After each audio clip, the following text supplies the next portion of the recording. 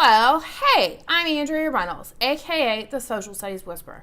I'm back this week with the second edition of my weekly Top Hit show. I'm featuring helpful ideas from this week in American history with tips for integrating literacy, technology, and supporting all learners.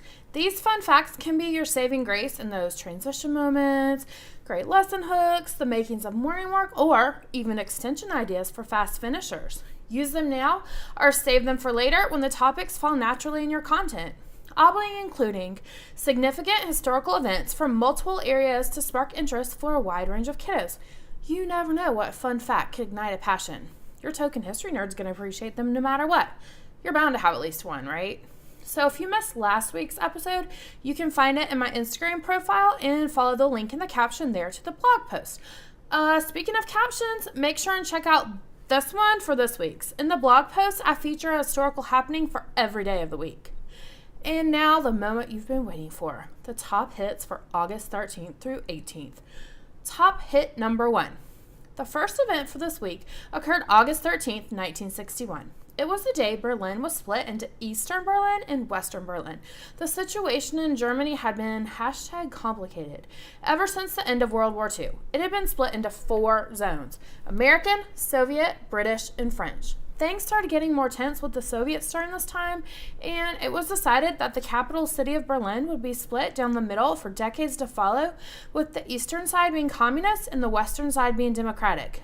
You know, I am a firm believer in literacy integration, and the Cold War lends itself to a lesson in figurative language. Have students create a T-chart in their interactive notebook labeled figurative on one side and literal on the other, and then have them categorize terms like Iron Curtain, Red Scare, Berlin Wall, etc.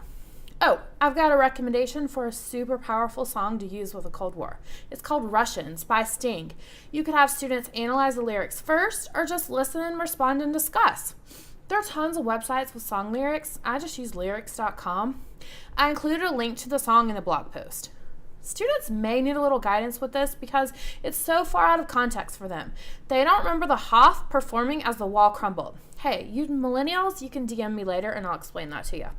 Oh, of course I have to mention my favorite website, Flocabulary.com, has a Cold War unit. If you know me, you know I'm a huge fan of the website, which features engaging and educational reps. I'm such a fan that I became a Flocab MC educator. Just means I'm a brand ambassador. I just share the love for the glory and sometimes swag because it's an invaluable teaching tool. I'm not a paid affiliate, nor would I ever be.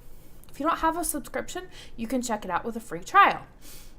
All right, next up, top hit number 2. FDR signs the Social Security Act. Tongue twister, people. This occurred on August 14th, 1935. This is significant because it's one of the only remnants of the New Deal still in place. The New Deal was a series of programs and initiatives designed to stimulate the economy to bring America out of the Great Depression. The New Deal provides another opportunity to tie in figurative language. All of the program acronyms were referred to as alphabet soup. Ask students why. There are some great political cartoons floating around for this era.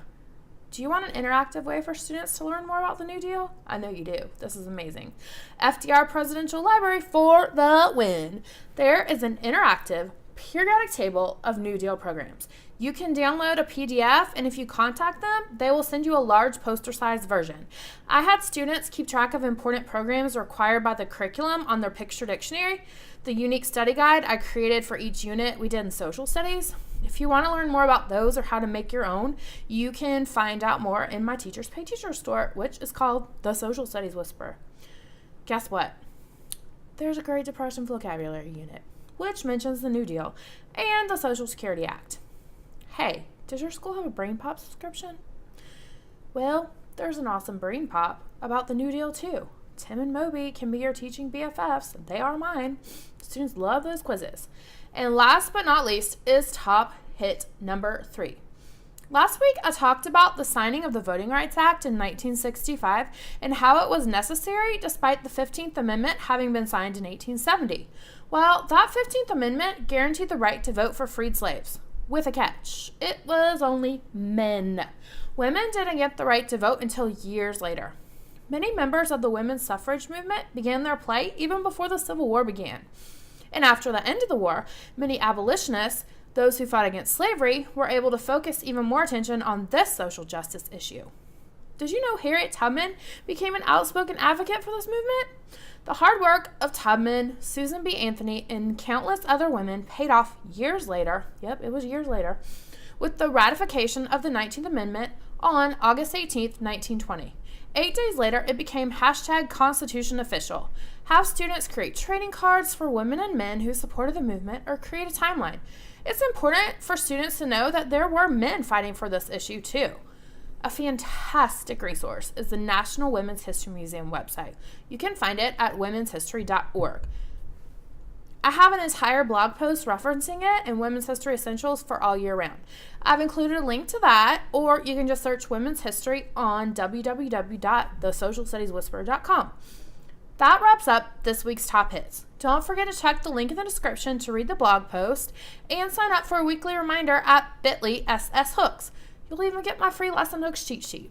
Thank you so much for watching, and let me know if you used any of these top hits. I will see you next Sunday for episode 3.